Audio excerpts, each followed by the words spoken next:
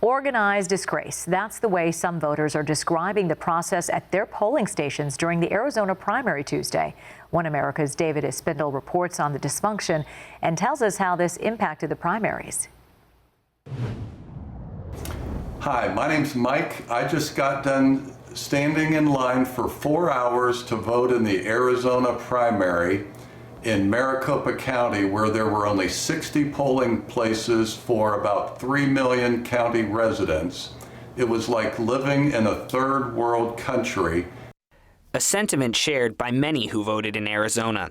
Lines in some areas were so long, voters waited more than 5 hours to cast their ballot, some voting after midnight despite polls being scheduled to close at 7. There are even reports of voters passing out in line after waiting so long, and multiple instances where the fire department had to be called. We saw some of the problems live on One America. These people, they're dedicated. They want to cast their vote. So, it goes from inside. When you get in that building, it wraps around 2-3 times in there, and then you go into the gymnasium and actually cast your vote. So it comes out of that building, down the corner, it goes around the corner. Some of the issues can be attributed to high voter turnout. Let's take Maricopa County, for instance, where voting is run by County Recorder Helen Purcell. Who's to blame for these long lines? Well, the voters for getting in line, maybe us for not having enough polling places, or as many as we usually have. Well, no, they're not to blame for standing in line, but they went to the polling places.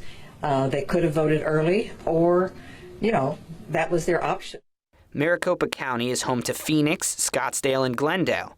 During the 2012 primary, roughly 300,000 residents cast votes at about 200 polling locations.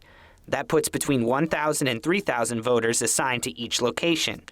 Fast forward to 2016, where we've seen record-breaking voter turnouts at virtually every state's primary. It's very, very important. One of the things I'm most happy about is that the turnout has been just massive. Iowa, no matter where you go, it's records. I think it's actually the single biggest story in politics today. Well, in Maricopa County, they only opened 60 polling locations and about 800,000 residents showed up to vote. That means between 14 and 21,000 voters were assigned to each location. Smaller nearby counties had more than double the amount of polling sites open. A lack of planning in Maricopa left lines like this more than a mile long. And it's not just the waiting. The catch? Many of those who toughed it out and made it to the front of the line voted after the state had already declared victory for both Donald Trump and Hillary Clinton. Now, for Republicans, Arizona's a winner-take-all state. So once victory was declared for Trump, essentially the vote of Republicans still in line, well, it didn't really matter anymore. So some of them may have exited the line.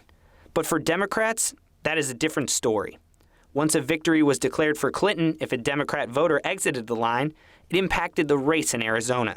Delegates are given out proportionally for Democrats, so if a Hillary voter checks their phone and sees a victory for Clinton and exits the line, then the Clinton camp's percentage drops, and so does the amount of delegates it will receive. The same is true for a Sanders supporter, who might have left the line after hearing their candidate had lost the race, without realizing that a vote for Sanders at that point could have earned him important delegates still salvageable in Arizona. We do not know how many thousands of people who wanted to vote yesterday in Arizona did not vote. We don't know if they wanted to vote for Bernie Sanders, Hillary Clinton, Donald Trump, or whoever. We don't know that. But in the United States of America, democracy is the foundation of our way of life. People should not have to wait 5 hours to vote. And what happened yesterday in Arizona is a disgrace. There are even reports that some people were showing up and finding they were incorrectly registered as independents or for the wrong party, preventing them from being able to vote for their preferred candidate. The fallout of those in charge monitoring the event still remains to be seen, and a petition has been filed at whitehouse.gov asking for an investigation into the possible voter suppression. The state's Democratic Party is asking voters who have had issues to fill out a form online detailing the problem. Arizona Secretary of State Michelle Reagan called the issues completely unacceptable and plans to open an investigation herself, but Reagan is no stranger to voting issues in Arizona. This is an excerpt from her speech at CPAC earlier this very month. We proudly believe in greater access to the polls. We believe that it should be easy to vote. One man turns in several thousand ballots all by himself at one polling place on a general election day. That doesn't happen in America, does it? Well, it does happen during every election in my state. And believe it or not, it's perfectly legal. Helen Purcell, the county recorder, has now admitted that Maricopa County officials have made poor decisions and will evaluate their process for future elections.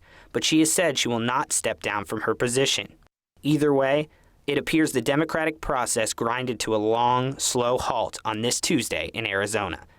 David Espindle, One America News.